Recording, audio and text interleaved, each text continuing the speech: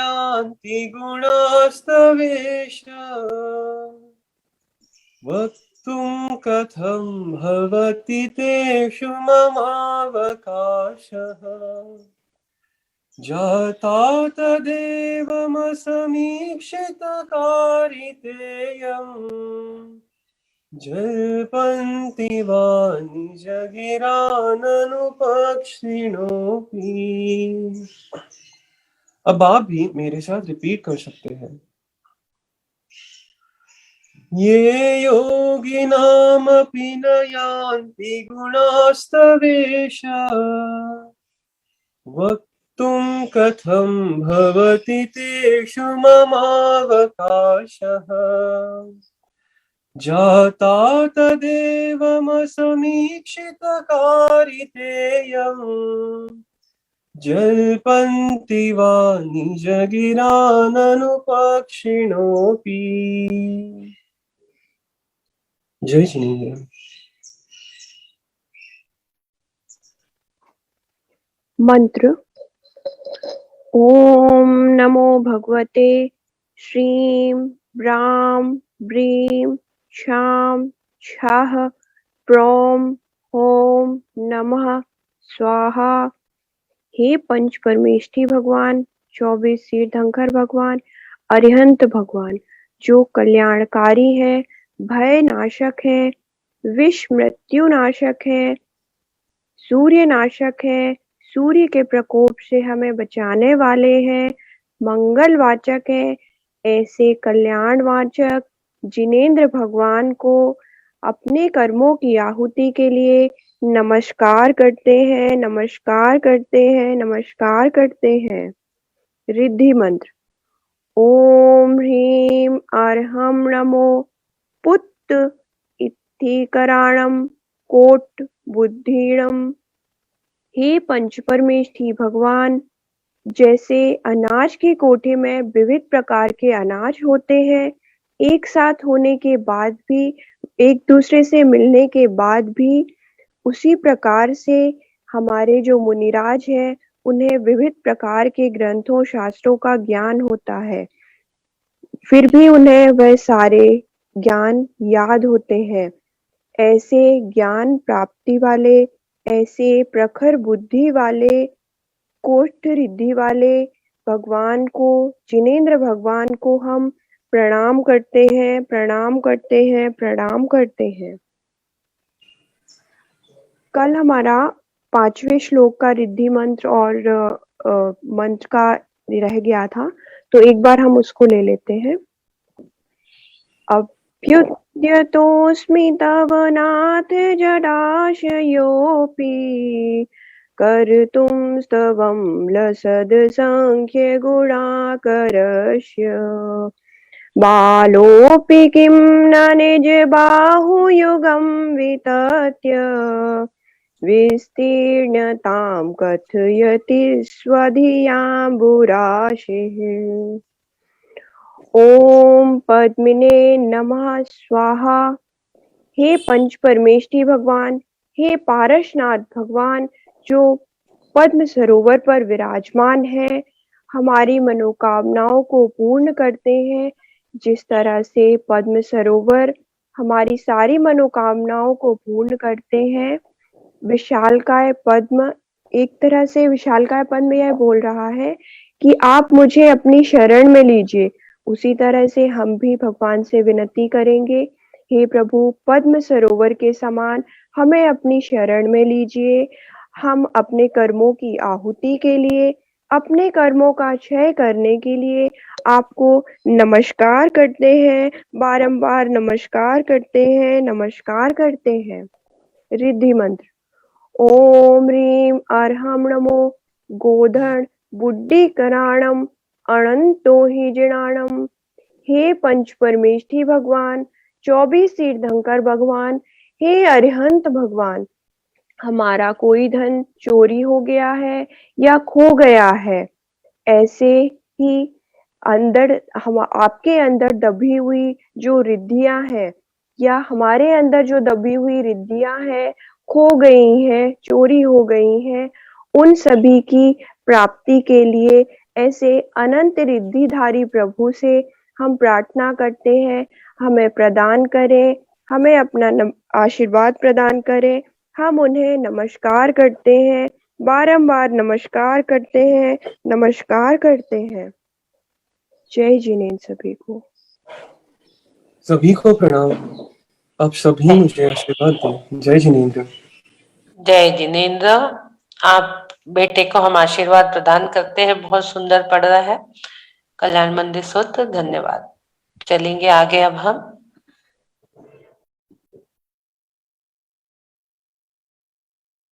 भक्तांबर के आज हमारा 10th नंबर के सिंबल से हमें एनर्जी लेना है। एक करेक्शन है, कल हमने पॉइंट आउट किया था एक भाई साहब ने जयपुर वाले, वो सही था। ये जो मलवरियम है ना, यहाँ आधा क है, कलवरियम कलवरियम है। 7 नंबर श्लोक में करेक्शन कर लीजिए, ये प्रिंट मिस है, थोड़ा सा यहाँ कलवरियम कर लीजिए। फिर हम आगे चलते हैं आज के 10th नंबर श्लोक की ओर। टीम वर्क के लिए ये काम करता है। अपने ऑफिस आदि में टीम वर्क ठीक से नहीं चल रहा है तो उसके लिए है। नात्यद्भुतं भुवन भूषण भूतनाथ भूतैर्गुणैर्भुवि भवन्तममीष्टुवन्ताम् तुल्या भवन्ति भवतो नृतेन किं वा भूत्याश्रितं यहि हृणात्मसमं करोति। मानतुंगा आचार्य जी अपनी भक्ति करते करते कहाँ पहुंच चुके हैं आप देख रहे हैं। 10वें नंबर श्लोक की ओर पहुंच चुके हैं। अपने संकल्प को कार्यान्वित करते करते कह रहे हैं, हे त्रिलोक तिलक, न इन बहुत अच्छे शब्द से संबोधित कर रहे हैं। हे त्रिलोक के तिलक जगन्नाथ, आपकी वास्तविक गुणों के द्वारा स्तुति करने वाले भव्य पुरुष निसंदेह ही आपके तुल्य प्रभुता को प्राप्त कर सकते हैं। क्या कह रहे हैं मानतुंग जी? जो लोग आपकी भक्ति में निपुण हैं, आपकी गुणावली की द्वारा ही आपकी भक्ति करते चले जा रहे हैं, यदि वो आपके जैसे प्रभुता को प्राप्त करते हैं, इसमें कोई संदेह नहीं है, निसंदेह वो आपके जैसे प्रभुता को प्राप्त करेंगे। इसमें कोई आश्चर्य करने की कोई बात नहीं है। क्यों? क्योंकि वह उस भक्त की अपनी आस्था है, अपनी दृढ़ता है कि वह भक्त एक दिन भगवान बनेगा। वो कहता ही है, भक्त क्या कहते हैं, मैं भक्त नहीं भगवान बनूंगा। तो निश्चित है कि एक दिन वह भक्त भगवान बनेगा, इसमें आपका कुछ नहीं है। यहाँ फिर उन्होंने कह दिया कि वो भक्त की अपनी दृढ़ता है, उसकी उपादान शक्ति है। क्योंकि जो विश्व के वैभव संपन्न श्रीमान है, जो पैसे वाले लोग, धनाढ्य लोग, दानी लोग हैं, यदि वे अपने आश्रित सेवकों को अपने जैसा समृद्धशाली नहीं बना लेते तो उनका उनके पास इतना धन होने का मतलब क्या है। यदि उन्होंने संसारी प्राणी जो है हम लोग, इसमें कोई छोटे कोई बड़े लोग हैं, किसी के पास बहुत धन है, किसी के पास नहीं है, कोई निर्धन है। जिस प्रकार भुवन भूषण जो है हमारे त्रिलोकीनाथ, उनकी भक्ति करते करते जैसे हम भक्त भगवान बन जाता है, उसी प्रकार भूतनाथ यहाँ कहा गया है। भूतनाथ क्या हो गया? भूतों के नाथ। कौन से भूत? जो भूत दुनिया में सबको लग जाते हैं, व्यंतर आदि, व्यंतर आदि भूतों की चर्चा नहीं है, उसको मत समझ लेना। उनकी चर्चा यहाँ नहीं है, वे तो भूत है ही। यदि शरीर में किसी के प्रवेश कर गए तो अनर्गल चेष्टाएं करने लगते, कोई हंस रहा है, कोई चिल्ला रहा है, कोई हंस रहा है, आदि अनर्गल चेष्टाएं शरीर में होने लगती है। लेकिन यहाँ जो भूतनाथ की चर्चा आई है, भुवन भूषण भूतनाथ, भुवन भूषण तो हमारे त्रिलोकीनाथ हो गए, जिनके लोक के अग्रभाग में, तीन लोक के अग्रभाग में जो विराजमान रहते हैं, चूड़ामणि बनकर, त्रिलोक के तिलक बनकर विराजमान हो गए हैं। तिलक कहाँ लगाया जाता है? उत्तांग पर। उत्तम अंग कौन सा है? हमारा आज्ञा चक्र। दोनों भोग के मध्य में तिलक लगता है। इसी प्रकार तीन लोक का उत्तम कौन सा है? उत्तम अंग तीन लोक का कौन सा है? ऊर्ध्वलोक। ऊर्ध्वलोक में कौन सा है? सिद्धलोक। तो वहां पर जैसे हमारे भुवन भूषण त्रिलोकीनाथ विराजमान है तिलक के भांति, तीन लोक के आज्ञा चक्र सिद्ध शिला पर, और वहीं से जो हमें एनर्जी मिल रही है, उन भुवन भूषण को कह रहे हैं। भुवन भूषण और भूतनाथ दो शब्द इसमें विशेष आए हैं। भूतनाथ हम संसारी प्राणियों के लिए कहा गया है, ना कि व्यंतर आदि जीवों के लिए कहा गया है। अब हम संसारी प्राणी के लिए कैसे कहा गया है?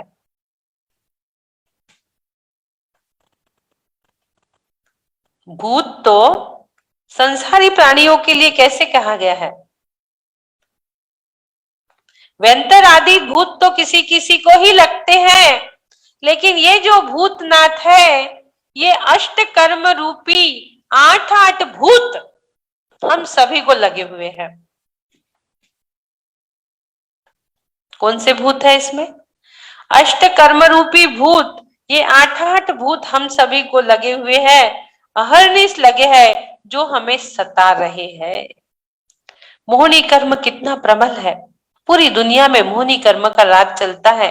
बाकी जितने भी कर्म है वो सब उसकी प्रजा है, और ये 8 प्रकार के भूत हम सभी को लगे हुए हैं। मोहनी कर्म, ज्ञानावरण, दर्शनावरण, अंतराय, आयु, नाम, गोत्र, वेदनी, ये 8 कर्म अनादिकाल से 8 कर्म रूपी भूत हम लोग को लगे हैं। जैसा जैसा वो हमें कर्म कराते हैं, वैसा वैसा हम संसारी प्राणी करते चले जाते हैं। उस कर्म के वश में हम हैं। ज्ञानावर्णी कर्म हमें अज्ञानी बनाता है, दर्शनावर्णी कर्म हमें मिथ्यात्व के गर्त में डाल देता है। 8 ही कर्म हमें चारों गतियों में डांस करा रहे हैं, नाच नचा रहे हैं। जैसा वो बोल रहे हैं वैसे ही हम कर रहे हैं। ये कर्म रूपी भूत कभी हमें हंसाते, कभी रुलाते हैं।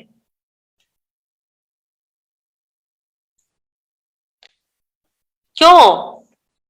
क्योंकि ये जो जीव है, ये धर्म को जानता ही नहीं है। एन केन प्रकारेन कभी दुख आया, कष्ट आया तो दुख में सुमरन सब कोई करे, सुख में करे ना कोई। दुख को सहन करते हुए यह धर्म को थोड़ा जानेगा भी तो ये मोह रूपी जो पिशाच है, भूत पिशाच, कौन सा? मोह रूपी। ये मोहनी कर्म जो भूत पिशाच रूपी कर्म है, ये उसको धर्म करने नहीं देगा। क्या कह दिया यहाँ आचार्यों ने? मोहनी कर्म को भूत पिशाच कह दिया।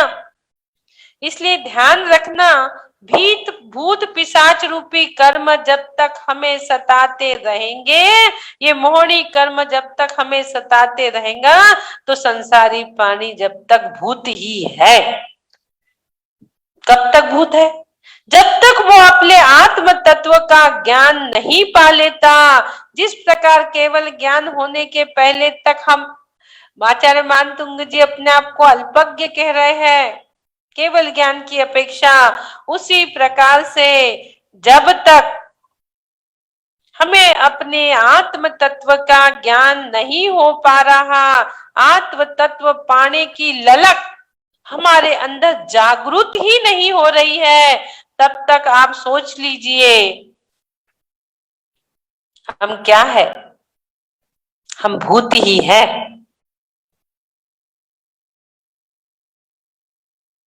जितने भी शरीरधारी प्राणी हैं सब भूत ही है, क्योंकि मोहनी कर्म रूपी भूत पिशाचों से लगे हुए। जितने कर्म सहित प्राणी हैं सब भूत ही है। लेकिन ध्यान रखना, अरियंत भगवान का भी शरीर है, अघातिया कर्म सहित है, परंतु कर्मातीत होने के लिए घातिया कर्मों को नष्ट कर चुके हैं और संपूर्ण कर्मों का क्षय करने के लिए पृथ्वी से 5000 धनुष ऊपर, 20,000 हाथ ऊपर उठ चुके हैं। परंतु अनंत भगवान के अलावा जितने भी शरीरधारी प्राणी हैं, उनका आशय है कि वे संसारी प्राणी सभी जो है वो भूतनाथ है।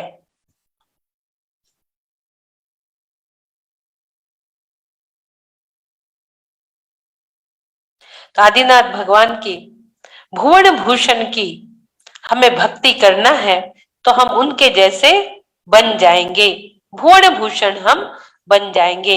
ये तो बात हमारी निश्चय से आत्म तत्व की हुई।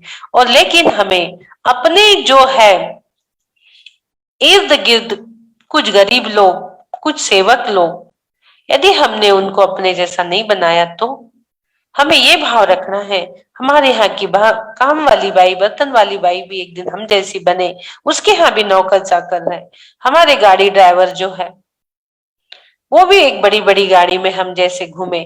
इस प्रकार का भाव हमें रखना चाहिए। जो हमारे इर्द गिर्द गरीब लोग हैं, यदि उन्हों को हमने अपने जैसे नहीं बना लिया तो हमारी धन संपत्ति जो है किस काम की है, कोई काम की नहीं है। इस प्रकार का आशय यहाँ पर महान तुंग आचार्य जी ने दिया है। और आप पिक्चर भी देख रहे हो, वो देखिए वो गरीबों को साहूकार लोग अपने जैसा बनाने में लगे हुए हैं भगवान की शरण में।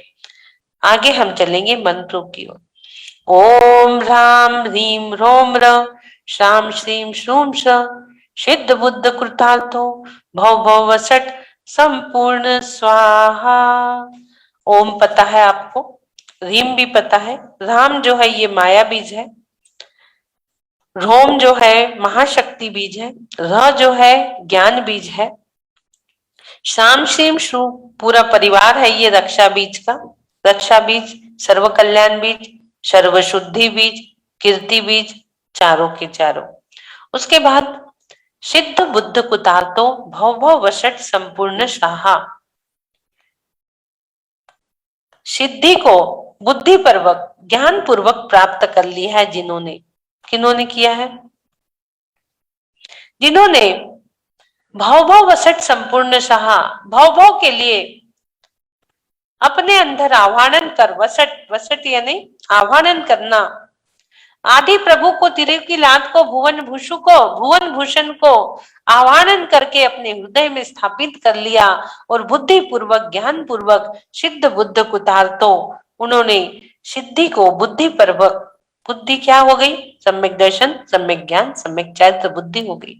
सिद्धि क्या हो गई, सिद्ध भगवान जो अष्ट गुणों की प्राप्ति करते हैं, अष्ट कर्म नष्ट कर अष्ट गुणों की जिन्होंने प्राप्ति करे है, वो सिद्ध बुद्ध कुतार्थो कृत्य कृत्य हो गए। उन्हीं को हम अपने हृदय स्थान में विराजमान कर हम भी भवों के जो दुख है उनको नष्ट कर अपने आप को त्रिलोकीनाथ के चरणों में समर्पित करके नमस्कार कर रहे हैं।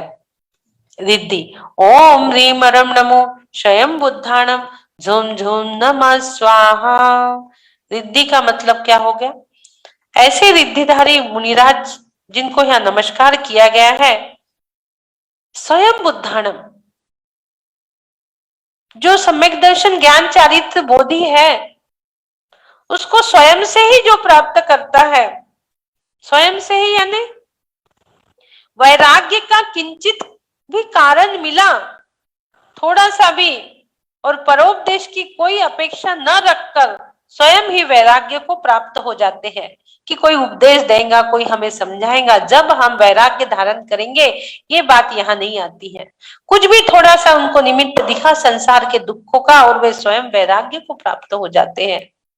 राजा ऋषभदेव जो थे अपनी सभा में नीलांजना का नृत्य देख रहे थे।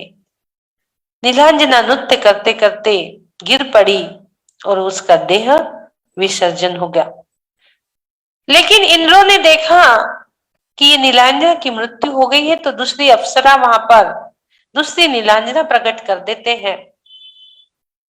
ये बात हम दर्शकों के तो ध्यान में नहीं आई, लेकिन राजा ऋषभदेव के ध्यान में आ गई कि यह संसार, यह शरीर, यह जीवन क्षणभंगुर है, पानी की बुलबुलों की तरह, कि नृत्य करते करते एक क्षण में नीलांजना चक्कर आके गिर गई और उसकी मृत्यु हो जाती है। ये बात उनके ध्यान में आती है और उन्हें वैराग्य हो जाता है।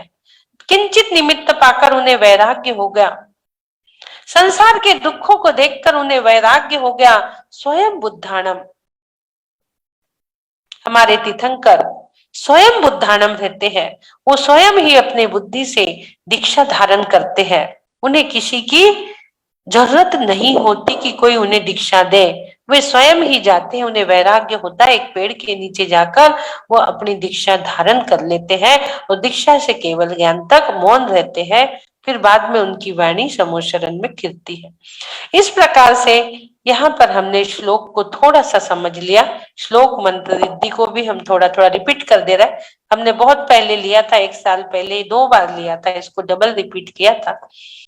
आज फिर हमने थोड़ा रिपीट कर लिया। त्रिवेणी संगम हमारा चल रहा है। इस मंच से हमें कल्याण मंदिर महान स्तोत्र, भक्तांबर महास्तोत्र, तत्वासूत्र महान स्तोत्र, 3 स्तोत्र की वाचन हमें प्राप्त यहाँ हो रहा है। बड़े ही सौभाग्यशाली है। हम घर में बैठकर चाहे क्या भी सोचे कि एक श्लोक भी पढ़ ले तो बुक खोल के उठा के हमें पढ़ना के लिए समय नहीं मिलेगा। लेकिन यदि हम जूम के माध्यम से आईवीएस हीलिंग सेंटर में जुड़ रहे हैं, हमें बहुत पुण्यशाली जीव है हम लोग की 3 महान स्तोत्र का सुबह सुबह, इतनी सुबह 7 बजे 8 बजे हम वाचन कर रहे हैं।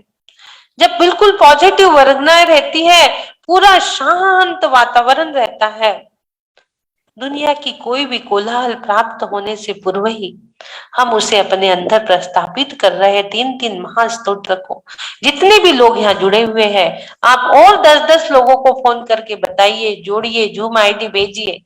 वो यदि जुड़ते हैं और इसका पठन पाठन करते हैं तो उसका 6वां पुण्य का भाग आपको लगेगा। ये बहुत अच्छी चीज कई लोगों को पता भी नहीं है। मेरे पास तो कई मैसेजेस आते हैं कि मेरी बहुत सारे फोन नंबर डिलीट हो गए। बहुत लोगों के मैसेज मेरे पास आते हैं कि दीदी इसकी लिंक भेजिए, दीदी इसकी लिंक भेजिए। आप लोग भी भेज दीजिए अपने सब रिलेटिव्स में, फ्रेंड्स में, ताकि ज्यादा से ज्यादा लोग इससे लाभान्वित होए। एक साथ 3 स्तोत्र, आगे पता नहीं इस प्रकार का हो पाएगा भी या नहीं हो पाएगा। ये 3 महान स्तोत्र का वाचन। अब हम चलते हैं मेडिटेशन की ओर। एक मेडिटेशन के माध्यम से हम प्रतिदिन ऊर्जा ले रहे हैं। आज 10 नंबर की ऊर्जा हमें लेना है। हमने अभी श्लोक पढ़ा, अर्थ समझा, मंत्र रिद्धि के अर्थ समझे, और अब हम चलते हैं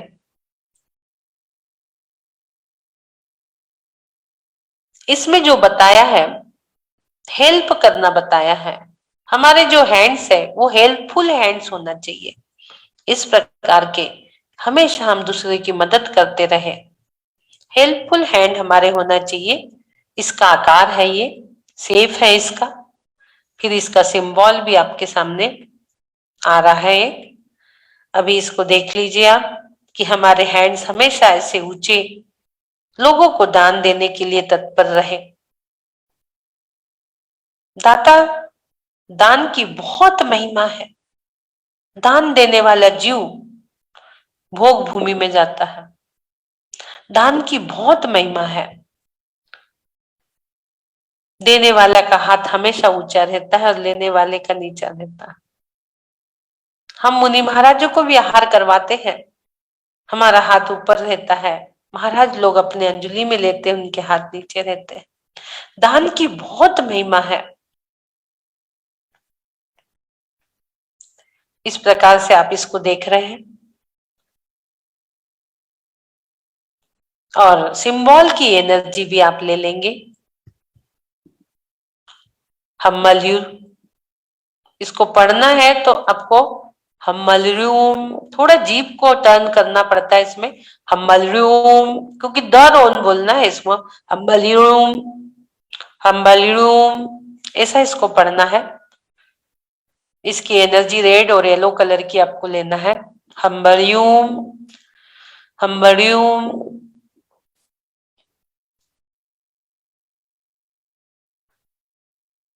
अब सभी लोग बैकबोन स्ट्रेट करेंगे। 9 बार अपने आज्ञा चक्र पर इस एनर्जी को ले लीजिए, प्रेस करते हुए। 9 बार अपने आज्ञा चक्र पर इस यंत्र को प्रेस कर देंगे। बैकबोन स्ट्रेट, ज्ञान मुद्रा बना लीजिए। तन पे, मन पे, चेहरे पे कोई तनाव नहीं, कोई स्ट्रेस नहीं। सीधा सिंबल की ओर देखेंगे। उस सिंबल को आप अपने पास उठा के लाइए, या तो उसको आप बना सकते हैं स्टार के रूप में। 6 स्टार है उसमें, स्टार के रूप में आप बना सकते हैं, बना लीजिए। नहीं तो सीधी उसकी एनर्जी लेके आप अपने आज्ञा चक्र पर स्थापित कर दीजिए। या तो आप इस उंगली से इसको 10 बार प्रेस करिए और सोचिए आपके आज्ञा चक्र पर वो सिंबल प्रेस हो चुका है। आपके आज्ञा चक्र पर वो सिंबल आप देखेंगे, जैसे ही उसको बनाते आपको एकदम गर्म महसूस होता होगा, एकदम गर्म लग रहा होगा। वो सिंबल आपके आज्ञा चक्र पर स्थापित हो चुका है।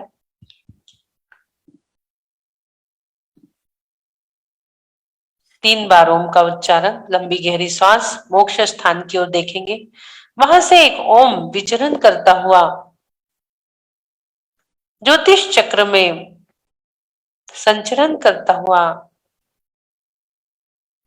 आपके हृदय स्थान पर विराजमान हो चुका है।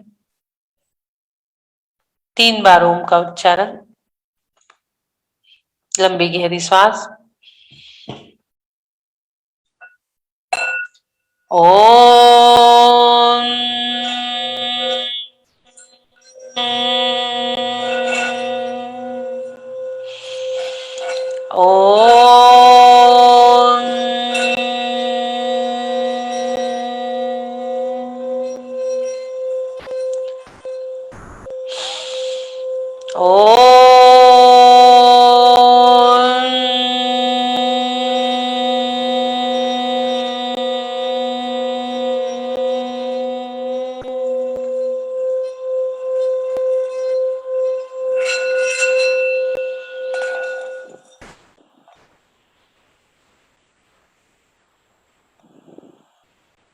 आती जाती श्वासों को देखेंगे। एकदम रिलैक्स, रिलैक्स, रिलैक्स। अपनी श्वासों को सहज और सरल बनाएंगे।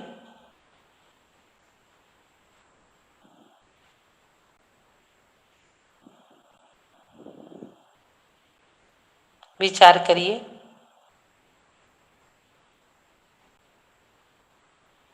रात हो चुकी है,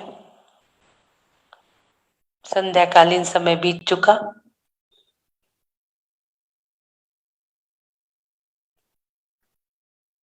सोचिए, अब मेरा शयन का समय हो चुका है, मेरा निद्रा का समय हो चुका है। 9, 9:30 बज चुके हैं, जो सही समय सोने का है। और आप शयन करने के लिए अपने कक्ष में जा रहे हो। बड़े निर्मल पवित्र भावों के साथ अपने कक्ष में आप जा रहे हो। हाथ पैर धोकर शुद्धि के साथ, नाइटी पहना है अपन ने, शुद्ध वस्त्र के साथ आप अपने कक्ष में शुद्ध साफ स्वच्छ बेड पर शयन करने के लिए जा रहे हो।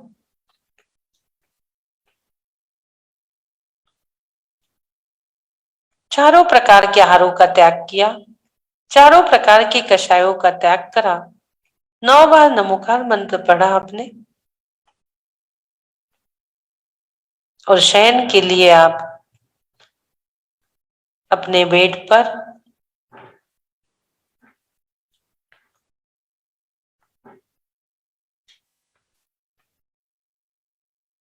लेट चुके हो। कायोत्सर्ग मुद्रा, कायोत्सर्ग मुद्रा में हो आप लेट चुके हो। लेटते ही आपके मन में एक विचार आया कि मेरे अंदर ऐसी कौन सी शक्ति है, मेरे अंदर कौन सी ऐसी इच्छा शक्ति है जिससे मैं कुछ कर सकूं। मार्ग तो बहुत है, लेकिन मैं किस मार्ग में जाऊं? उस इच्छा शक्ति को ढूंढने का प्रयास कर रहे हो आप लोग। मेरे लिए क्या सही है, उस इच्छा शक्ति को ढूंढने का प्रयास आप कर रहे हो। प्रयास करिए। सभी के अंदर एक इच्छा रहती है जो दबी हुई रहती है। उस इच्छा शक्ति को ढूंढने का प्रयास करेंगे आप। कहीं कोने में एक आपकी भावना दबी हुई है, आपका मन एकदम खाली पवित्र है। उस पवित्र मन में विचार चल रहा है,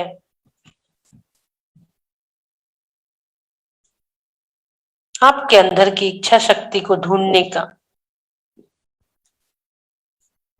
सही तरीके से सही आचरण करने हेतु, नीतिमान जीवन व्यतीत करने हेतु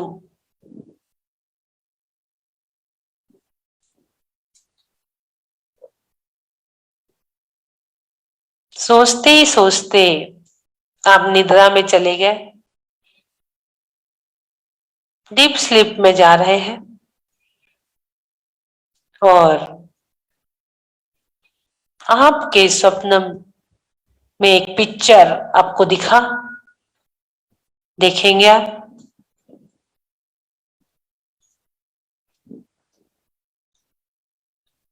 आपको स्वप्न में एक पिक्चर दिख रहा है, उस पिक्चर को देखेंगे आप।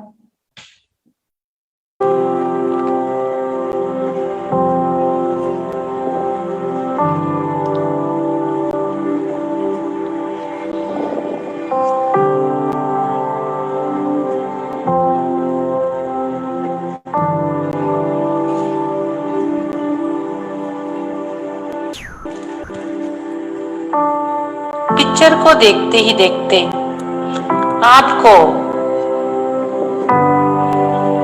कुछ मंत्र सुनाई दे रहे हैं।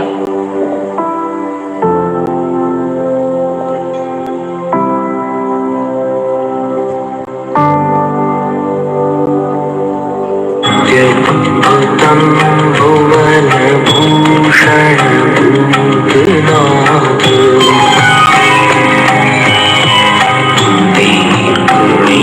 भुवि भवन्त भविष्यन्तः तुल्या भवन्ति भवतो ननु तेन भूत्याश्रितं य इह नात्मसमं करोति। और आप सिंबल की एनर्जी को महसूस कर रहे हैं।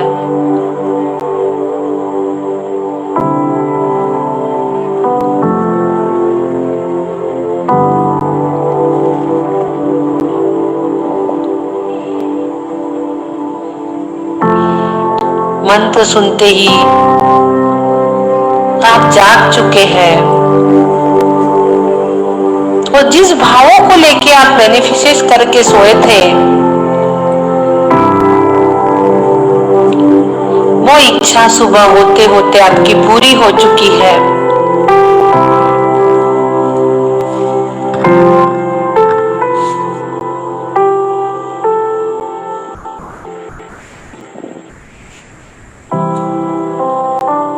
आप समझ चुके हो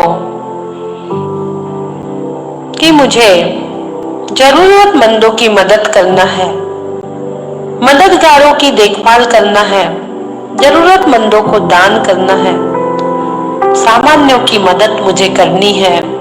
एक हेल्पिंग नेचर लेके आपकी सुबह हो चुकी है। देख रहे हो चारों तरफ कोरोना फैला हुआ है, उसके वजह से कई माताओं के बच्चे अनाथ हुए, पिता छिन गए, कईयों की माता छिन गई।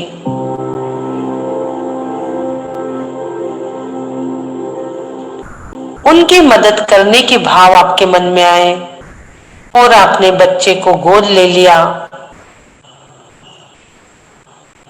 उस बच्चे की पढ़ाई लिखाई, उसका पालन पोषण, उसे उच्च शिक्षा आपने प्रदान की।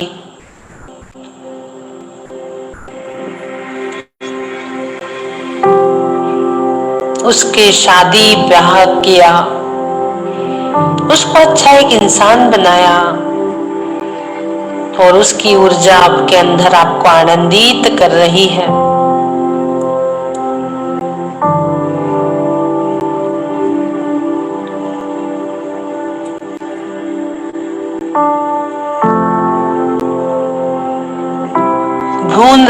भ्रूण हत्या रोकने का भी संकल्प आपने लिया। भ्रूण हत्या रोककर जो बच्चियों के जन्म हुए उन्हें आपने उच्च शिक्षा प्रदान की, उनकी मैरिज कर उन्हें भी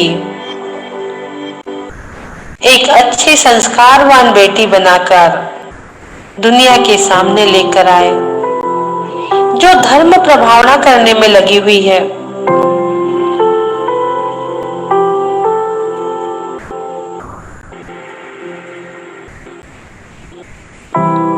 और आप आगे बढ़ते चले, बढ़ते चले, बढ़ते चले और आपने देखा सड़क पे कुछ लोग, भिखारी लोग हैं, मदद मांग रहे हैं। बहुत बुजुर्ग हैं जिनकी आंखों से भी नहीं दिखता, जिनके हाथ पैर भी बहुत शिथिल हो चुके हैं। ऐसे लोगों को आप घर लेके आते हैं, उन्हें स्नान कराते हैं, नए कपड़े प्रदान कर उन्हें एक अच्छा इंसान बनाते हैं, अच्छी शिक्षा देते हैं, उसकी देखभाल कर रहे हैं।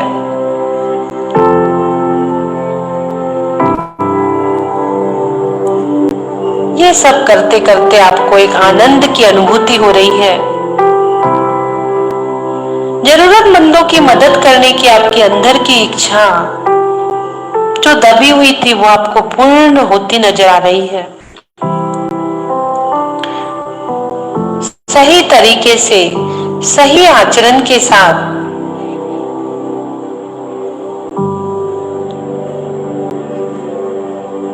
सही आचरण करने हेतु ऊर्जा को जागरूक कर रहे हो। यह करते ही करते आपका अहंकार, ममकार नष्ट हो चुका।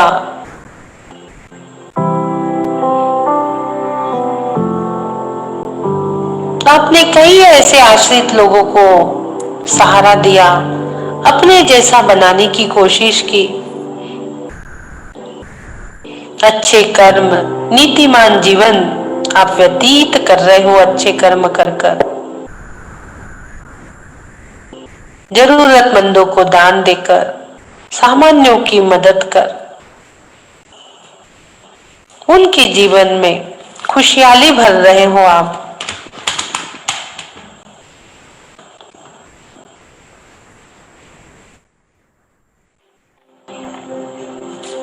और एनर्जी पाने के लिए एक मंत्र उच्चारण आप कर रहे हो।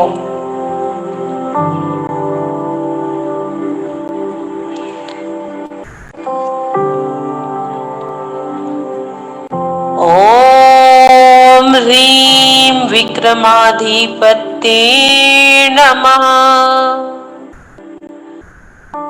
ओम ह्रीं विक्रमाधिपत्ये नमः। ओम ह्रीं विक्रमाधिपत्ये नमः।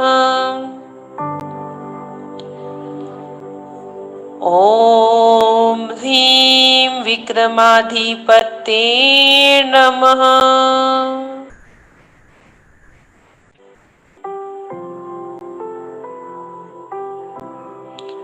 ॐ ह्रीं विक्रमाधिपते नमः।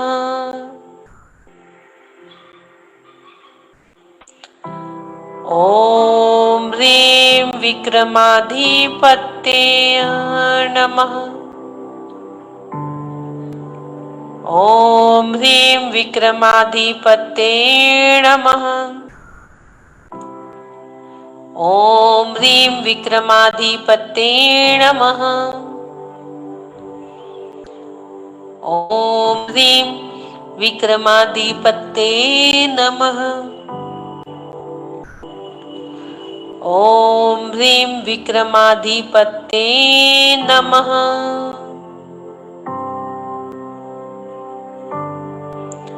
सभी को आप ये मंत्र सुना रहे हैं।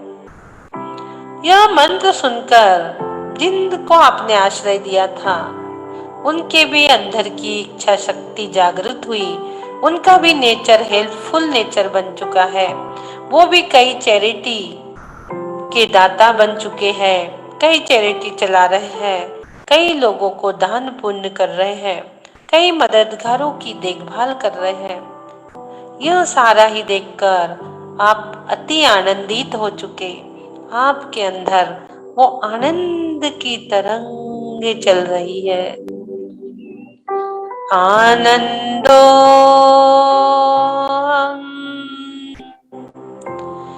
आनंदो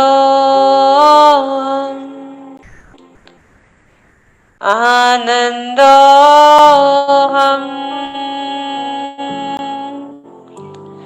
आनंदो सुखोऽहं सुखोऽहं सुखोऽहं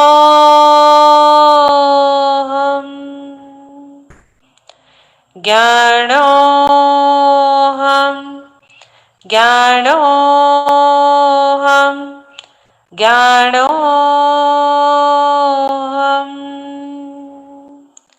3 बार ओम का उच्चारण। लंबी गहरी श्वास, ब्रीद इन।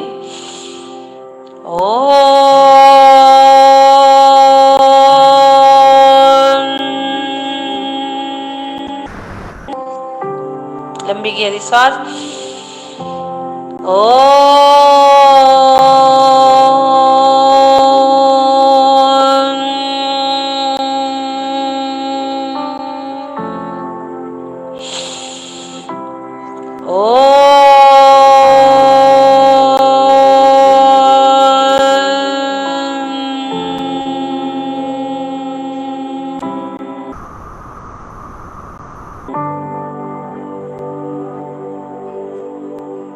ऊर्जा को महसूस करिए। आपके अंदर सिंबल के माध्यम से बहुत ऊर्जा आ चुकी है। आप ऊर्जा से ओतप्रोत हो चुके हैं। हम बलिओम, हम बलिओम, हम बलिओम, हम बलिओम, हम बलिओम, हम बलिओम, हम बलिओम, हम बलिओम, हम बलिओम, हम बलिओम। ओम ह्रीं विक्रमाधिपते हम बलिओम नमः। ओम ह्रीं विक्रमाधिपते हम बलिओम नमः। ओम ह्रीं विक्रमाधिपते हम बलिओम नमः। ओम ह्रीं विक्रमाधिपते हम बलिओम नमः। ओम ह्रीं विक्रमाधिपते हंबर्यूं नमः। ओम ह्रीं विक्रमाधिपते हंबर्यूं नमः। ओम ह्रीं विक्रमाधिपते हंबर्यूं नमः। ओम ह्रीं विक्रमाधिपते हंबर्यूं नमः। ओम ह्रीं विक्रमाधिपते हंबर्यूं नमः। हंबर्यूं हंबर्यूं हमलव्यूं हमलव्यूं हमलव्यूं हमलव्यूं हमलव्यूं हमलव्यूं। ओम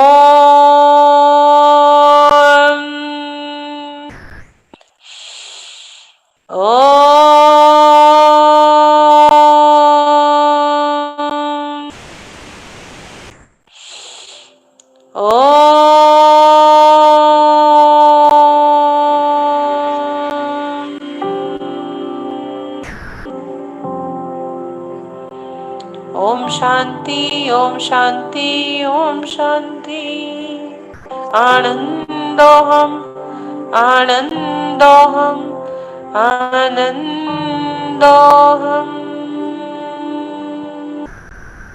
सुखोहम परम स्वास्थ्य स्वरूपोहम परम स्वास्थ्य स्वरूपोहम। सुरक्षितोहम सोहम सोहम। ओम नमः सिद्धेभ्यः ओम नमः सिद्धेभ्यः। धीरे से आंखों को खोलेंगे। धीरे धीरे आंखों को खोलते हुए 3 बार जोरदार घर्षण। सिद्ध प्रभु की एनर्जी पूरे शरीर में आपको लगाना है, पूरे शरीर में हाथ फेरना है। ओम सुखम ओम सुखम ओम शांति ओम शांति। सबको जय जिनेन्द्र, सबसे क्षमा उत्तम क्षमा, जब को क्षमा। बोलिए आदिनाथ भगवान की जय। सभी लोग ऊर्जा से भरे हुए हैं। जय जिनेन्द्र दीदी। दीदी आंखें खोलने को मत बोला करिए, थोड़ी देर छोड़ दिया करिए हम लोगों को ऐसे ही। हाँ सच में थोड़ी देर ऐसे ही रहिए, अब 2 मिनट ऐसे ही रहिए। हाँ, पूरा ऊर्जा आपके अंदर जा रही है। इतनी इमेजेस आ रही थी, इतनी इमेजेस पूरा की समझ ही नहीं आ रहा था किसको बताऊं किसको छोड़ूं। बहुत ज्यादा इतनी एनर्जी फील हुई है भयंकर रूप से। हाँ 2 मिनट एनर्जी का एहसास कर लीजिए, फिर सुनते हैं हम आपको। जी।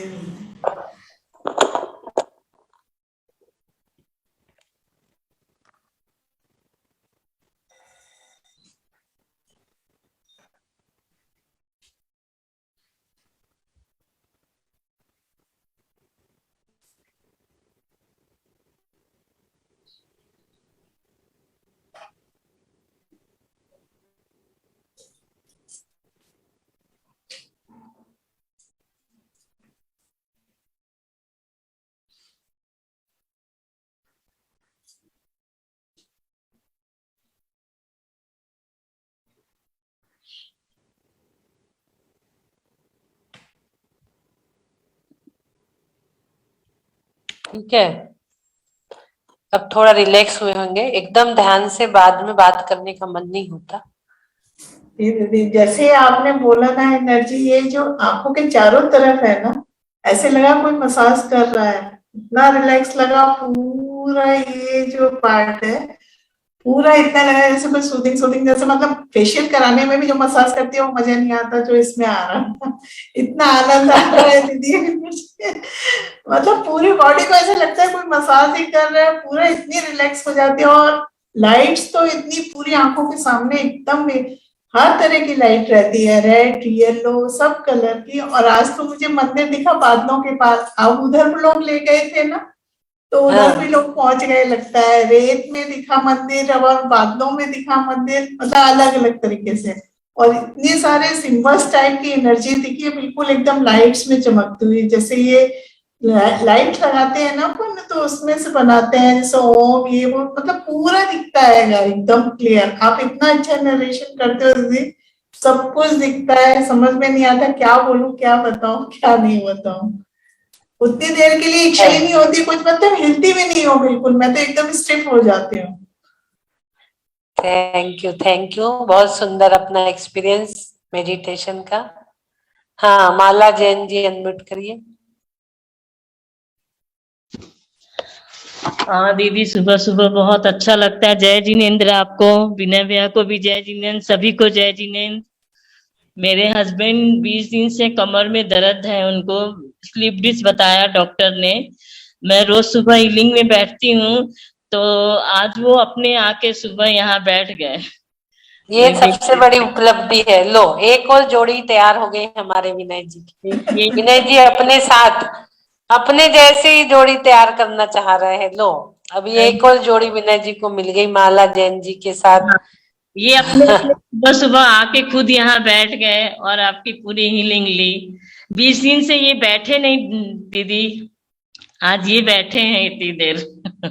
देखिए, इतनी देर बैठ गए। भाई साहब के मुख से सुनेंगे उनमें कैसे एनर्जी का एहसास हुआ आज की 10 नंबर। जिनेन्द्र, मेरे पास शब्द नहीं है बोलने के लिए आपको। बहुत अच्छा लगा और बहुत शुक्रगुजार हूं मैं आपका। आज पहली बार बैठे हो सेशन में? पहली बार बैठा हूं मैं।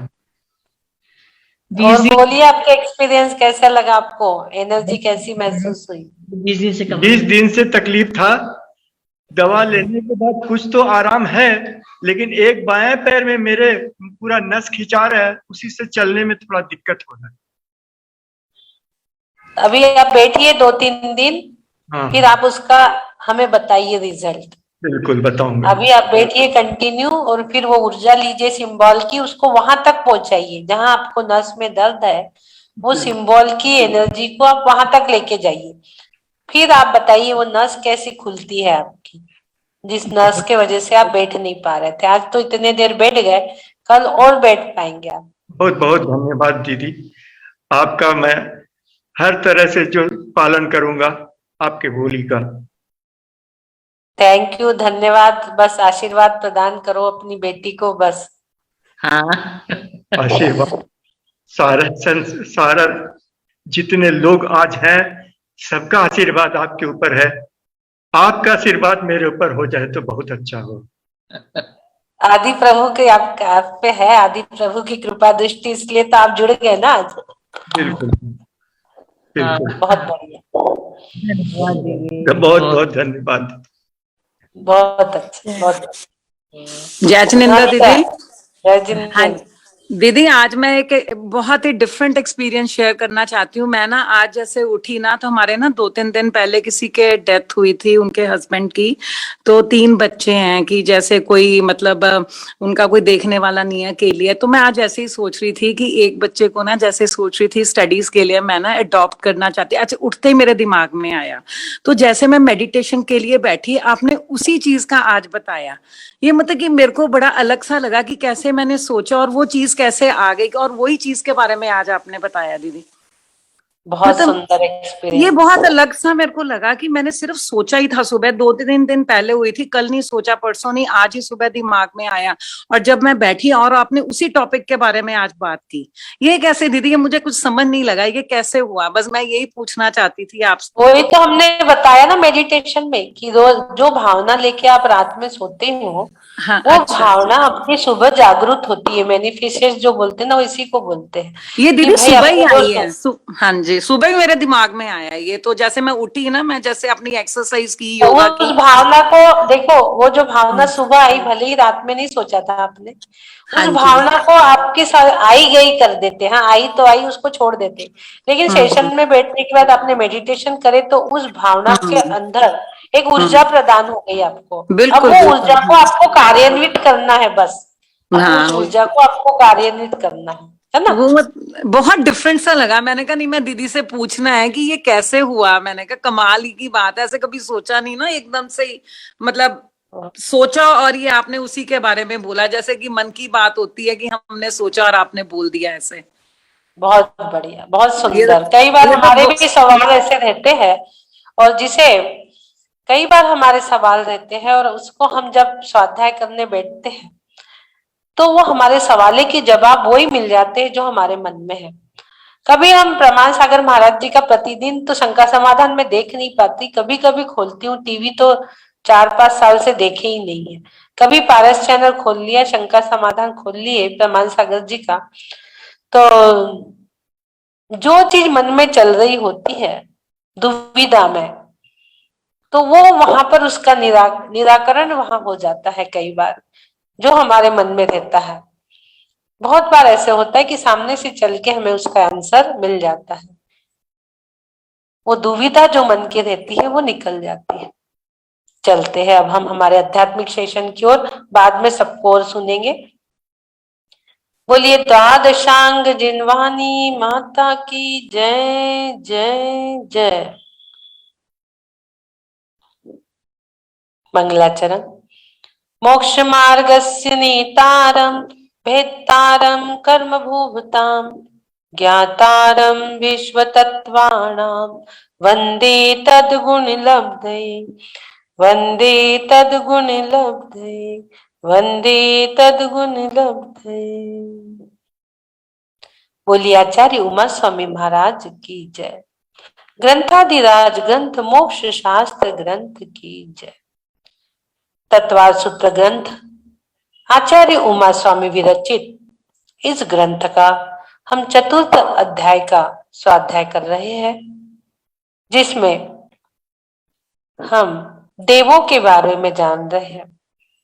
भवनात्रिक देवों के बारे में हमने जाना, भवनवासी, वेंतर और ज्योतिषी के बारे में हमने जाना, उनकी लेस्या, उनके स्टेटस, उनके पद, उनके भेद, ये सारी चीजें हमने जानी। और अब हम जान रहे हैं आगे ज्योतिषी देवों के विभाग, जो ज्योतिषी देव है उन देवों से लाभ क्या है हमें, मनुष्य लोक के बाहर ज्योतिषी देव की स्थिति क्या है, ये सारी चीजें अब हम आज आगे जानेंगे। ये देखिए ज्योतिषी देव के गमन का काल पर प्रभाव, सूत्र पढ़ लेंगे 14 नंबर। तत्कृतः काल विभागः, पढ़ेंगे तत्कृतः काल विभागः, संधि विच्छेद तत्कृतः प्लस काल प्लस विभागः। इसका शब्दार्थ तत्कृत, तत् यानी उन यानी जो ज्योतिष की देव है उनकी चर्चा अभी हमारी चल रही, इसलिए तत् से हम सिर्फ ज्योतिषी देव को यहाँ पे ले लेंगे। ज्योतिषी देव के द्वारा काल का विभाग होता है। काल का विभाग यानी जो हमारे 6 द्रव्य है, जीव, पुद्गल, धर्म, अधर्म, आकाश, काल, 6 द्रव्य में जो छठा भेद है वो है काल का। काल में भी 2 भेद हो गए, एक व्यवहार काल, दूसरा निश्चय काल।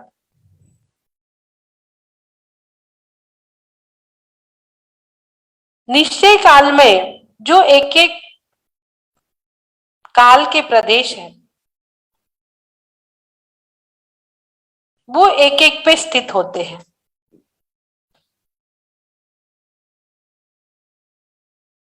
और व्यवहार काल में जो हमारा समय, घड़ी, घंटा, दिन, साल, ये सब व्यवहार काल में आ जाता है। ये सारी चीजें हमारी व्यवहार काल में आ जाती है। इसका अर्थ है उन गमन करने वाले ज्योतिषियों के द्वारा किया हुआ काल विभाग है। तत्कृतः काल विभागः, उन गमन करने वाले ज्योतिषी देव के द्वारा किया हुआ काल विभाग है। मनुष्य लोक के बाहर असंख्यात सूर्य चंद्रमा है। मनुष्य लोक के बाहर असंख्यात सूर्य चंद्रमा है। लेकिन जो हमने कल आपको बताए थे, मनुष्य लोक के अंदर जम्मू द्वीप में जहां हम हैं, वहां 2 सूर्य हमने आपको बताए थे।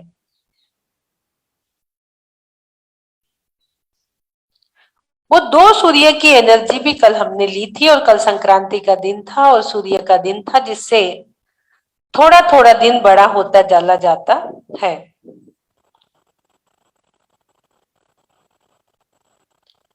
जो ज्योतिष की देव है, उनके गमन के द्वारा ही काल का विभाजन होता है।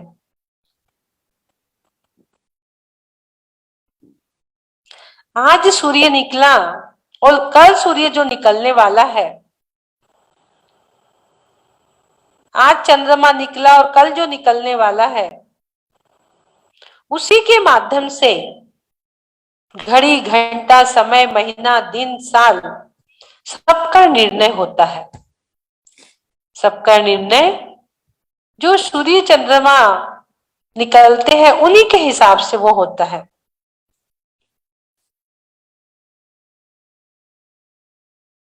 उन सबका विभाजन जो किया गया है, वो ज्योतिष की देवों के ही माध्यम से किया गया है। कल हमने ज्योतिषी देव के 5 भेद देखे थे, सूर्य, चंद्र, नक्षत्र, तारे, ग्रह, और उसका शेप भी देखा था, किस प्रकार से अर्धगोलाकार शेप रहता है। नीचे से वो राउंड जैसा विमान का हिस्सा दिखता है हमें, चमकता हुआ, जिससे वो चमकते हुए उससे, जो कि पृथ्वी का एक है, उससे ही हम दिन का और समय का अंदाजा लगाते हैं। तो वो ही उन गमन करने वाले ज्योतिषियों के द्वारा किया हुआ काल का विभाग है। यह काल मुहूर्त दिन, रात, पक्ष, मास, ऋतु, वर्ष, युग आदि अनेक प्रकार का है। 30 मुहूर्त का एक दिन रात है, 15 दिन रात का एक पक्ष है, 2 पक्ष का एक मास है, 2 मास का एक ऋतु है, 3 ऋतुओं का एक अयन है, 2 अयन का एक वर्ष, और 5 वर्ष का एक युग होता है। ऐसा शास्त्रों में कहा गया है।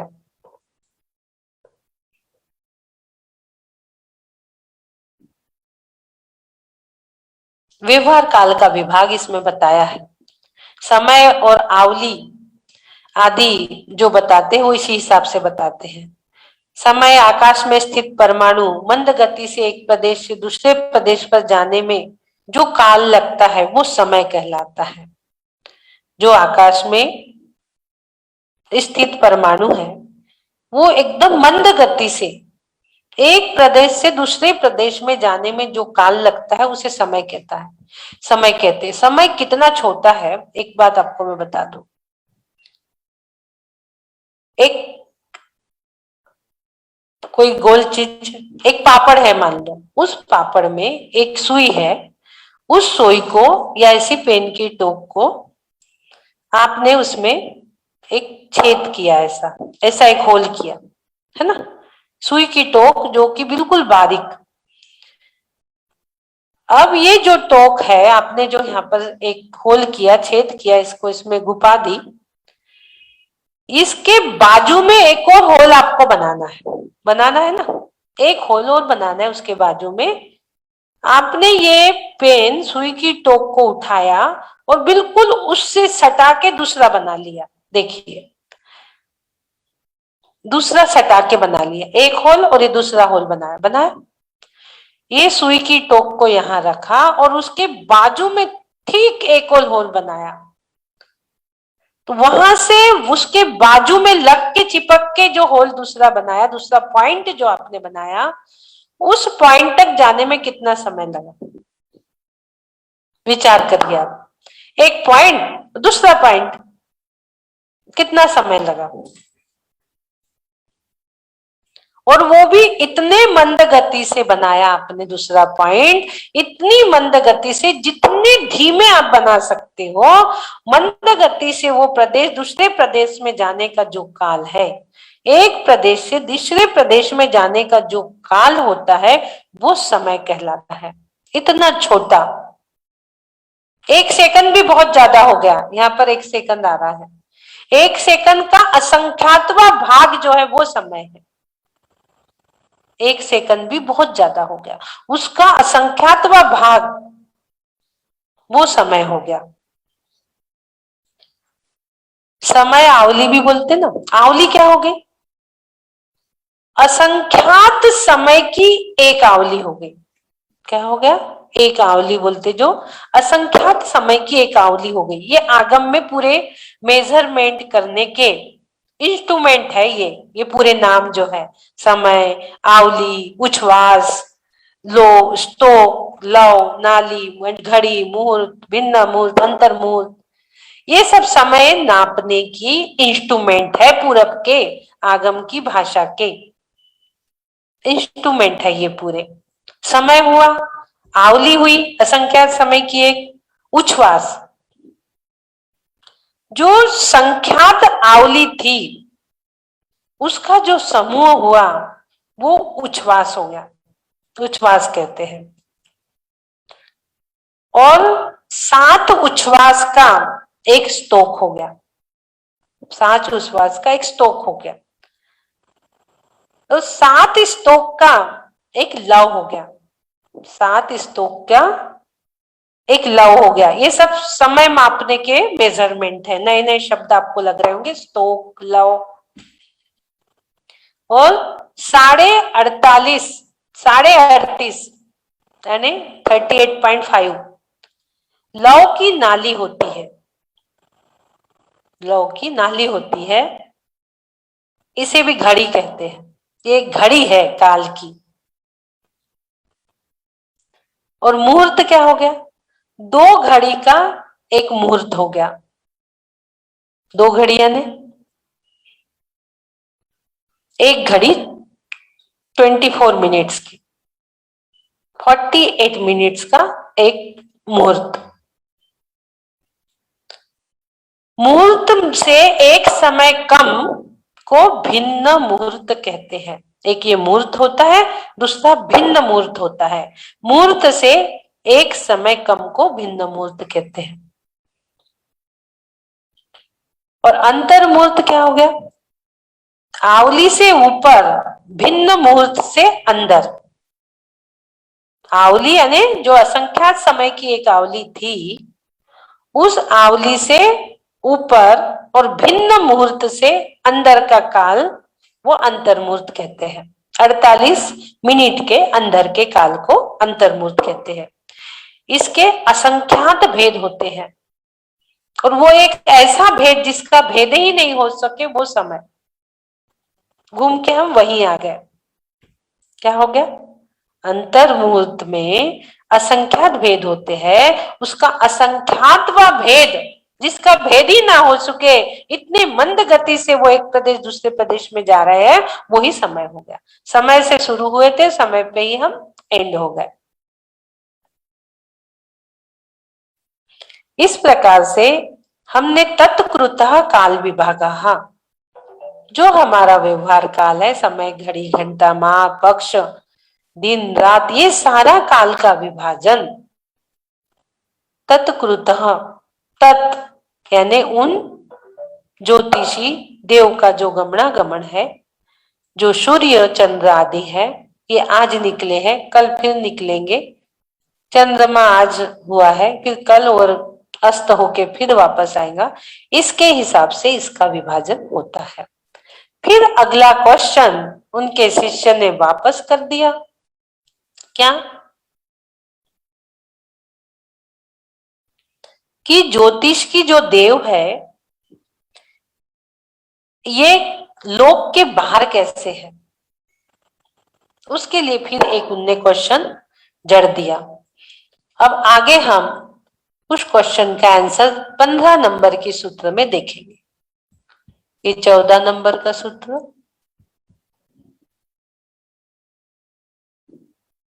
पंद्रह नंबर, मनुष्य लोक से बाहर ज्योतिष देव की गति कैसी है, पढ़ेंगे। 15 नंबर का सूत्र, बहिरवस्थिताः, बहिरवस्थिताः, संधि विच्छेद, बहि प्लस अवस्थिताः, क्या हो गया संधि विच्छेद, बहि प्लस, बहि आगे दो बिंदु लगे हैं, ह का उच्चारण, बहि प्लस अवस्थिताः शब्दार्थ, बहि यानी बाहर मनुष्य लोक से, अवस्थित यानी स्थित है, जो स्थिर है। अर्थ, मनुष्य लोक के बाहर ज्योतिषी देव स्थिर रहते हैं। मनुष्य लोक के बाहर ज्योतिषी देव कैसे है, स्थिर रहते हैं, उनका गमनागमन नहीं होता। जैसे मनुष्य लोक में ज्योतिषी देव गमन करते रहते हैं, वैसा यहाँ पर गमनागमन नहीं होता। वे कैसे रहते हैं, स्थिर रहते हैं। असंख्यात सूर्य और चंद्रमा है मनुष्य लोक के बाहर, असंख्यात सूर्य चंद्रमा, पर वो कैसे है, अवस्थित है, यानी वो स्थिर है, जैसे कि तैसे है।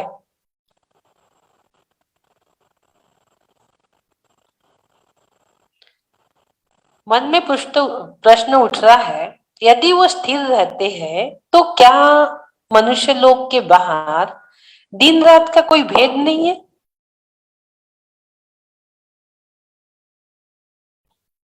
दिन रात का कोई भेद नहीं होगा वहां?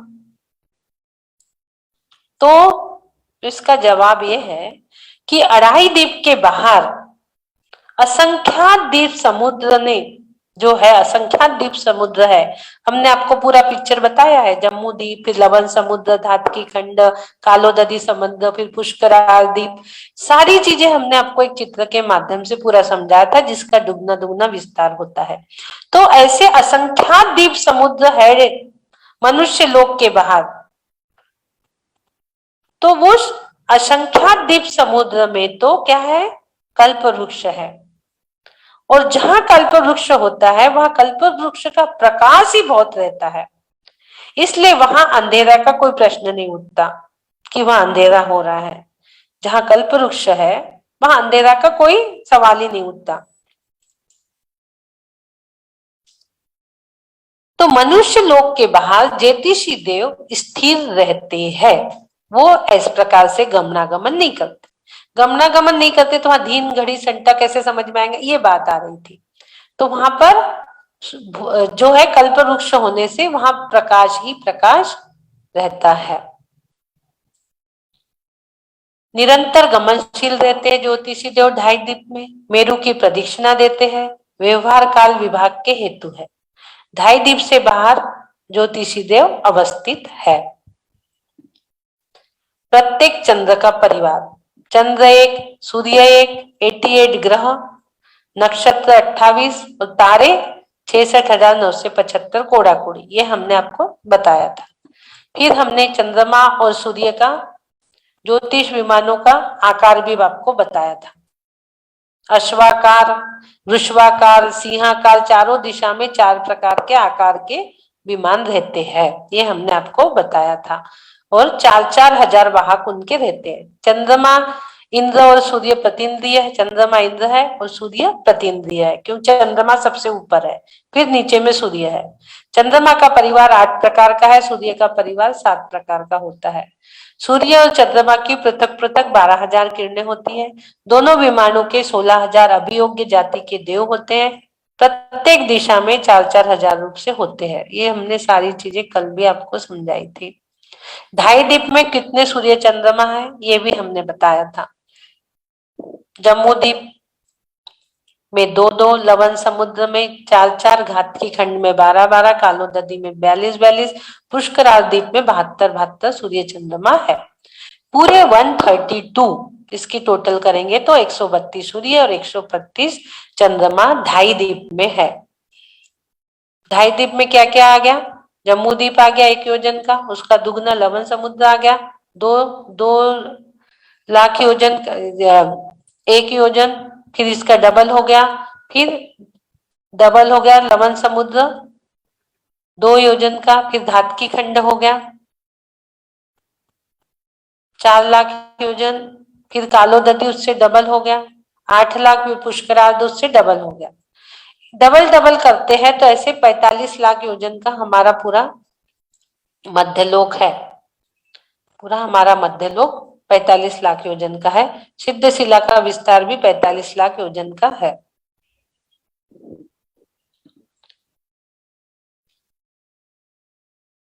और कितने ऊपर ऊपर सूर्य है ये भी हमने बताए थे। चंद्र सबसे मंद 15 विधिया 880 योजन ऊपर जाकर हमने बताया था कि भूमि से जो चित्रा पृथ्वी है, चित्रा पृथ्वी से ऊपर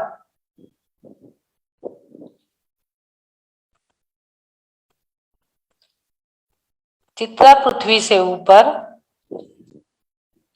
790 योजन ऊपर पूरे ये ग्रह नक्षत्र ज्योतिषी देव का वास है। 900 योजन तक 110 योजन में पूरा इनका परिवार रहता है। तो 880 योजन ऊपर चंद्र है, पृथ्वी से 800 योजन ऊपर सूर्य है, 888 योजन ऊपर ग्रह है, 884 योजन ऊपर नक्षत्र है और 790 योजन तक तारे हैं। जहां तक सूर्य है उससे थोड़े 10 योजन नीचे तक तारे हैं, यानी 800 योजन में सूर्य है तो 790 तक तारे हैं। इस प्रकार से हमने ये चीजें समझी। ज्योतिषी देव का पूरा वर्णन विशेष। सूर्य व चंद्र प्रतिदिन आधी आधी गली को पार करते हैं।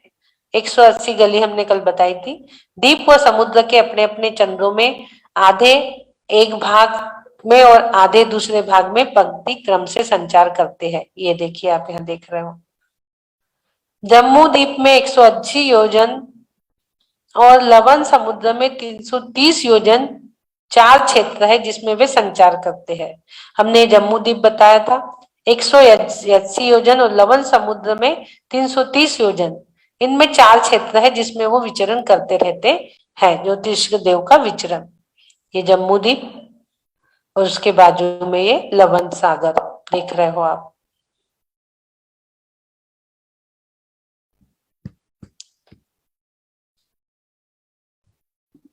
विशेष। सूर्य और चंद्र प्रथम विधि में हाथी के समान, मध्यम में घोड़े के समान और अंतिम विधि में सिंह के समान गमन करते हैं।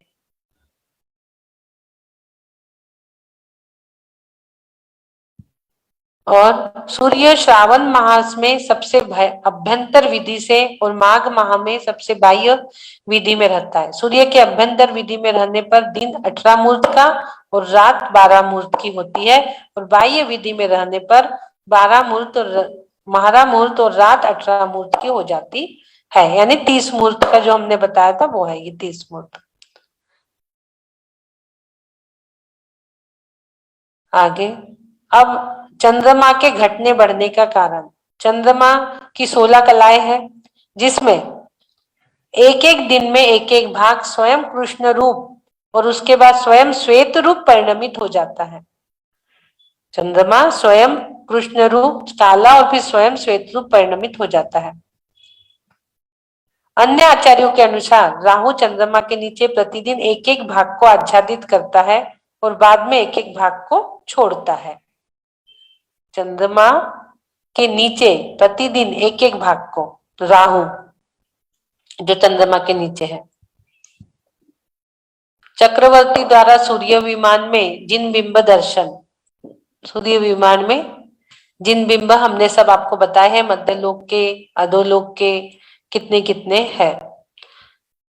भवनात्रिक में उत्पन्न होने का कारण। भवनात्रिक यानी भवनवासी व्यंतर और ज्योतिषी देव में उत्पन्न होने के क्या कारण है।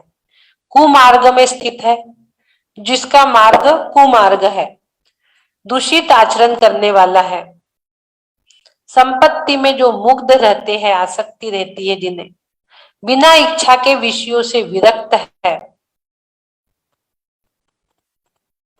जिसके विषय में ज्यादा प्रवृत्ति है, अकाम निद्रा करने वाले हैं, अग्नि द्वारा मरण को प्राप्त हुए हैं, जिसका शरीर जो है ये अग्नि से मरण को प्राप्त हुए हैं। सिद्ध भगवान कैसे होते हैं? कपूर के भांति उनका शरीर उड़ जाता है। ये अग्नि द्वारा जो मरण होते हैं। जिन मलिन बुद्धि जीवों ने कसाय एवं इंद्रिय रूपी घोड़ों के आक्रमण को मंद कर दिया है। जिन मलिन बुद्धि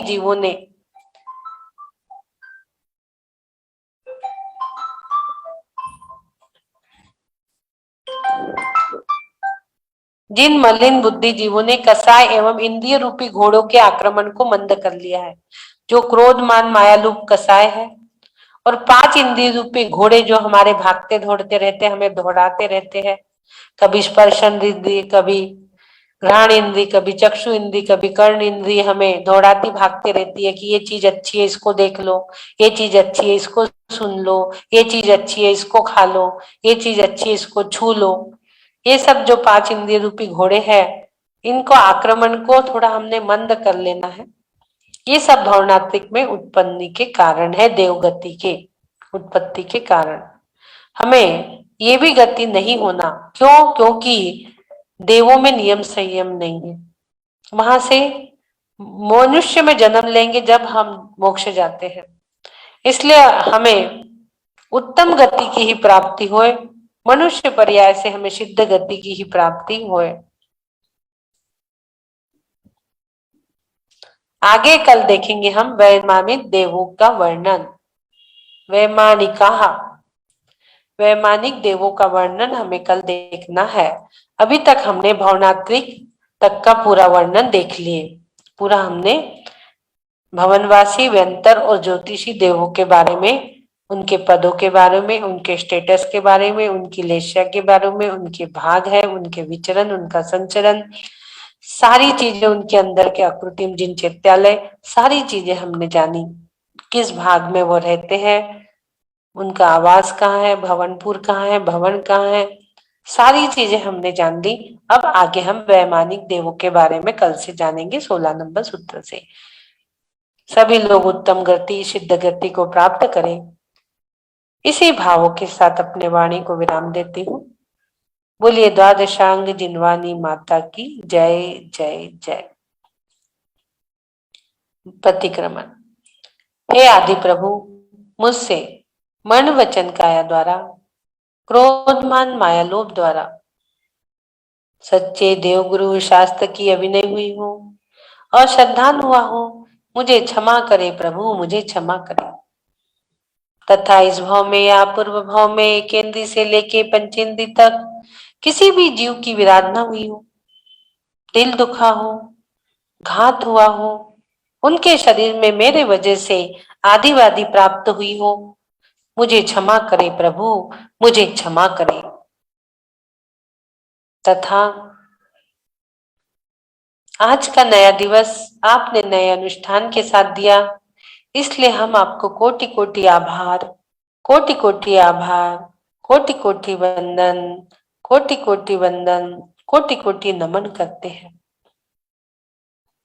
हे प्रभु, हम भावना भाते हैं जब भी हमारा देह विसर्जन होए, समाधि संलेखना पूर्वक की होए, और भावना भाते हैं मैं लेट के नहीं बैठ के जाऊंगा, मैं लेट के नहीं बैठ के जाऊंगा, मैं घर से नहीं मंदिर से जाऊंगा, मैं लेट के नहीं मैं बैठ के जाऊंगा, मैं घर से नहीं मंदिर से जाऊंगा। इसी भावों के साथ मैं अपने शरीर को संयम रूपी मंदिर बनाकर उस पर संलेखना रूपी कलश धारण करके ही जाऊं।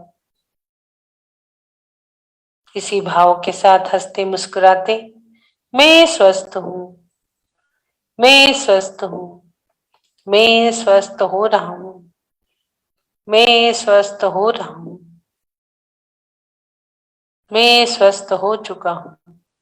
स्वस्थो हम सुरक्षितो हम, ओम नमः आरोग्यो हम, परम स्वास्थ्य स्वरूपो हम, परम स्वास्थ्य स्वरूपो हम, सिद्धो हम, सिद्ध स्वरूपो हम, कर्मातीतो हम, सिद्ध स्वरूपोऽहं कर्मातीतोऽहम्।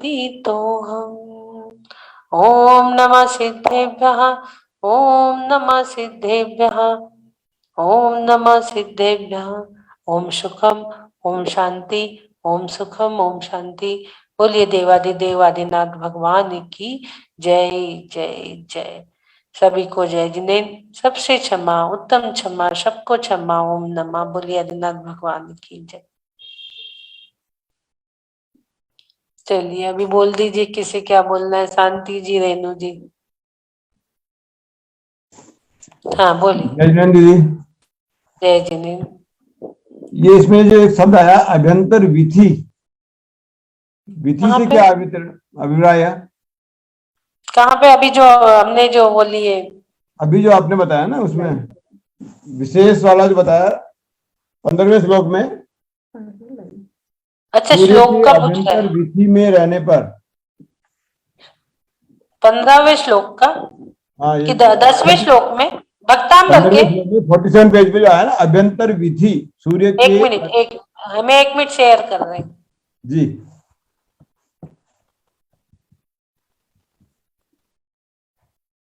अच्छा ये सूर्य के अभ्यंतर विधि में रहने पर दिन 18 मुहूर्त और रात 12 मुहूर्त की होती है। अभी हमने बताया था ना आपको कि 30 मुहूर्त रहता है।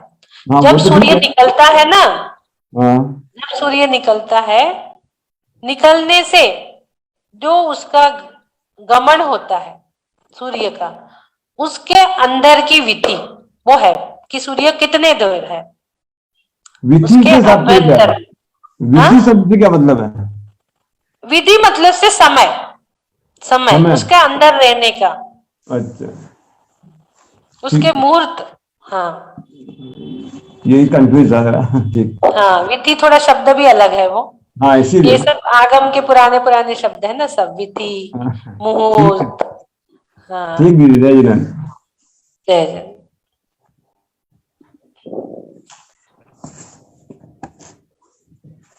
राकेश कुमार जी,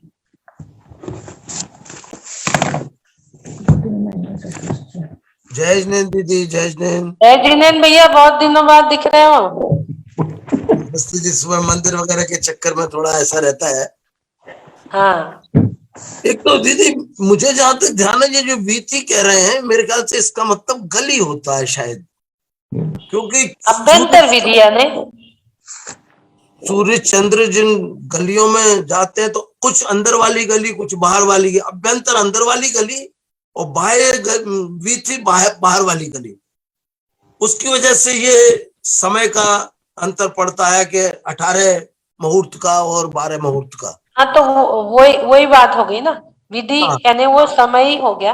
अंदर की गलियों में घूमने का और बाहर की गलियों में। अंदर की गली कुछ तो हाँ अलग रहती है, बाहर की कोई छोटी बाहर की। हाँ उसका विस्तार था लेकिन मैं उतने डीप में गई नहीं। अभ्यंतर की गली तो बहुत बड़ा है, विस्तार तो बहुत है इसमें।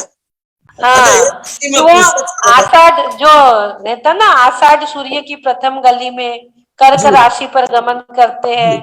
18 मुहूर्त का दिन और 12 मुहूर्त की रात होती है, क्योंकि उस समय सूर्यों की गति मंद होती है, वो गर्मी की ऋतु रहता है। ये सब है तो वो अंदर की गलियों में, सही बोल रहा है कि अंदर की गलियों में घूमने का जो समय है वो विधि हो गई। अंदर की अभ्यंतर गलियों का वो विधि हो गई।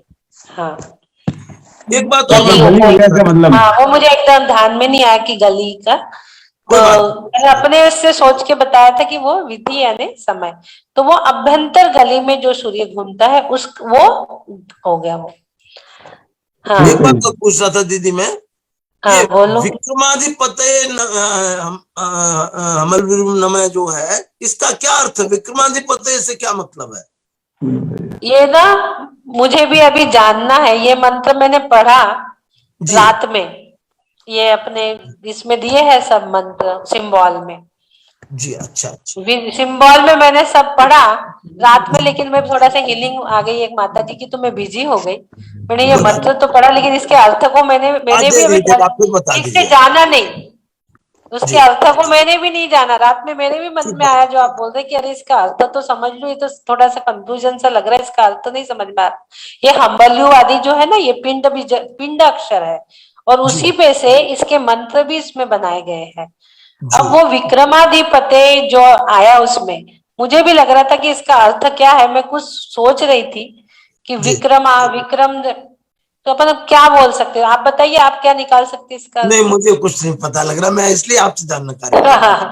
मैं भी थोड़ा भी पता ही करके बताऊंगी, माता जी से भी मेरी ठीक है, चर्चा चल रही बता थी। दीजिए। हाँ, ये जो हम जो पिंड मंत्र बोल बीज रहे है हैं, ना, कोई उसका हमको अर्थ पता हो तो उसमें भाव ज्यादा लगते हैं, और भाव नहीं ज्यादा पता हो तो लगते हम हैं, बस ऐसे ही तोते की तरह पढ़ते चले जाएं, उसका कोई अर्थ नहीं होता, मजा नहीं आता। अर्थ नहीं होता। हाँ, कल मेरी बात माता जी से अभी चल रही है इसके बारे में, सब हम्बल युग माता जी, पूर्णमती माता जी से चर्चा चल रही है। कल जी। उनका थोड़ा शास्त्र हो गया था गड़बड़, तो वो विक्रमाधिपति का अर्थ भी मैं पूछ नहीं पाई उनसे, तो उसका सही अर्थ जो है वो बता देंगे, अपने मन से अर्थ नहीं लेंगे हम आगम नहीं, का। बिल्कुल जब ठीक उसका बात। सही अर्थ हमें पता चलेगा तो हम जी बता देंगे। जी जी ऐसे तो अपन ओम पंच परमेष्टि और उसके बाद रीम जो है 24 तीर्थंकर है, जी इनको उसमें नमन करते हुए क्यों कर रहे हैं कि हमारे जो अष्टकर्म हो वो नष्ट हो, जी जी विक्रमा यानी हम अपने कर्मों पे विजय प्राप्त करें, ऐसे भी उसका एक अर्थ हम ले सकते। लेकिन उसका सही अर्थ क्या है, अभी तो हम यही सोचेंगे कि हमें अष्टकर्म नष्ट करने के लिए हम अरिहंत भगवान को और 24 तीर्थंकरों को नमन कर रहे हैं। अब यह विक्रमाधिपते यानी जिनने अधिपति यानी जिन्होंने तीनों लोक पर राज्य कर लिया, ऐसे 3 लोक के नाथ, उन्हें हम नमस्कार कर रहे हैं, ये भी हम अर्थ ले सकते। लेकिन ये अपने मन के अर्थ है, हमें एक गुरु के माध्यम से उस अर्थ को समझना है, एकदम विक्रमाधिपति शब्द प्रामाणिक क्या कोई है। बात पता लगे वो अच्छी हाँ, बात। एकदम प्रामाणिक तरीके से हमें वो बात पता चले, इसलिए हम उसको बोल नहीं रहे। बाकी है तो यही सब, अधिपति यानी जो 3 लोक का अधिपति है, त्रिलोक के नाथ, जिन्होंने विजय प्राप्त कर ली है कर्मों पर, उन्हें इसमें नमस्कार किया गया है। पर अब और उसको अच्छे से जान के फिर और उसका अर्थ आप लोगों को बता देंगे विक्रमाधिपति का। धन्यवाद दीदी, धन्यवाद। जय जिनेंद्र। जय जिनेंद्र। जिन्होंने मतलब क्या हुआ, विक्रमाधिपते पत्ते जो रहता है, जो मतलब स्वयं से वैराग्य धारण करते हैं। अच्छा, मतलब कैसे, जैसे किसी गुरु का उपदेश उनने सुना, किसी गुरु का उपदेश सुना और उन्हें वैराग्य प्राप्त हो जाता है। एक वो पत्ते बुद्धिनम आता है, उसका भी मतलब ये ऐसे होता है। ऐसे बहुत सारे 2-3 अर्थ है, लेकिन हम उसको सही अर्थ किसी से पूछ के उसको लेंगे। जी।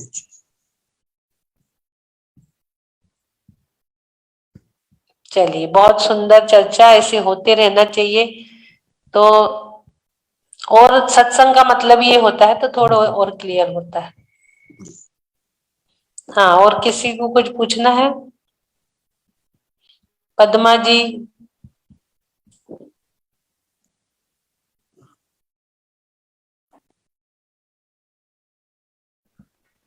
एक और यहाँ पर आ रहा है इसमें।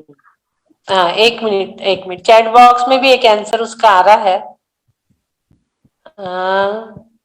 चक्रवर्ती जो सब खड़े जीत चुके हैं उसके भी अधिपति, 6 खंड के जीत चुके हैं उसके अधिपति। भेजा है दीदी, हाँ जय जिनेंद्र, कि जो चक्रवर्ती 6 खंड को जीत चुका है, विक्रम का मतलब है चक्रवर्ती जो 6 खंडों को जीत चुका है, उसके भी जो अधिपति हैं, यानी त्रिलोकीनाथ जो तीर्थंकर हैं, 24 तीर्थंकर या आदिनाथ भगवान को हम, जिन्होंने 8 कर्म को नष्ट कर दिए, उनको हम नमन, ये मतलब अच्छे वही है, वही हो सकता है, ये बात सही है।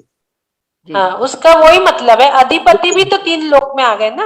हाँ, वही 1 खंड के अधिपति भी 3 लोक में आ गए ना, तो 3 लोक को ही पूरा जिसने जीत लिया है, 6 खंड को ही पूरा जीत। हाँ, और दीदी मैं ये बोल रही थी कि कल ही मैंने आपसे पूछा था कि वो उस बच्चे को, वो 6-7 लोग उनके घर के ले रहे हैं, वो जो श्रीकांत नाम का लड़का है, जो बोल नहीं सकता, जो चल नहीं सकता, उसके हाथ पैरों में ऐठन हो रही है, वो आप ही ने कल बताया था। और वो मनीत नाम के लड़के के लिए बताया था कि 10वां काव्य आप पढ़ना तो पूरी मतलब बॉडी अच्छे से काम करेगी और जीप पे हा लिखना, मतलब ये तो मैंने कल इसकी, और आज उसी का आपने मतलब बताया, उसी का सिंबल मिला, उसी की एनर्जी मिली, उसी का ज्ञान मिला, तो इतना अच्छा लगा। और मुझे मेरा मतलब जैसे लक्ष्य जो मेरे मन में पहले बहुत था कि मैं डॉक्टर बनूं, पर अब कोई कारण हो गया तो भैया लोग ने बनने नहीं दिया मुझे डॉक्टर। तो मुझे अब सब लोग जूम पे बोलते हैं कि अरे आप तो भक्तांबर की डॉक्टर बन गई ना, सबके तो हीलिंग करती हो, तो ये तो डॉक्टर से बड़ा है। तो मेरे को ऐसा लगा कि हाँ, जैसे मेरा जो लक्ष्य था वो मैं हीलर बनने से मेरा लक्ष्य प्राप्त हो गया। और आपसे जुड़ के और भी ऐसे ऐसे नए ज्ञान से और नया नया सब एनर्जी, नया नया ध्यान, नया नया ज्ञान मिल रहा है। तो इसके लिए आपको और विनय भैया को और सबको बहुत बहुत नमन, वंदन, आभार है दीदी। Thank you very much. Thank you, thank you, thank you. बहुत बढ़िया, बहुत सुंदर। आपके विज्ञान का हमें भी समागम मिलता रहे। सभी के अंदर कुछ न कुछ विधि छिपी रहती है और इस मंच से सभी को मौका मिल जाता है।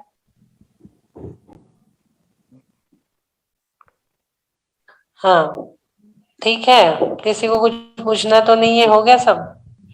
चलिए, राकेश जी का हो गया, पद्मा जी भी हो गई, हैंड रेज जिनके थे। चलिए, बोलिए आदिनाथ भगवान की जय जय जय। ओम नमः सब कुछ सबसे क्षमा।